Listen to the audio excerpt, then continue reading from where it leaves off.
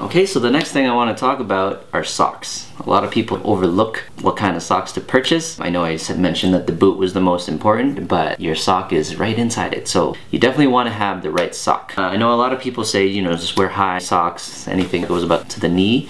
So people are wearing soccer socks. What you want to avoid when you're purchasing socks for snowboarding are the ribs.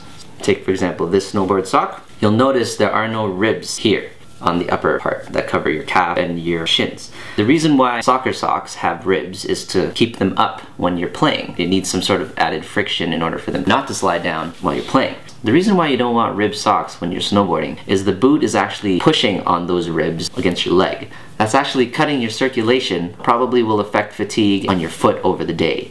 So you want to avoid ribs. You don't have to worry about your socks falling or sliding down because your boot's really snug on your leg, so it's keeping it up. So that's one thing you want to pay attention to. Try to avoid ribs on your socks. It's much more comfortable. You just want to make sure that the top of the sock breaks the line of your boot. When you're wearing your sock, it is higher than your actual boot at the top. You won't have to worry about the sock sliding down. There are, however, some soccer socks, like from Nike that I have here, or here as well, where the rib section is only on the upper here, so it's above your calf. There's some ribbing here around the ankle, but I find you can't even notice it when you're wearing this sock. So there are some soccer socks that avoid the rib. You want to just make sure that your foot stays warm, stays dry. Nike Dri-Fit socks will serve very well as a snowboard sock.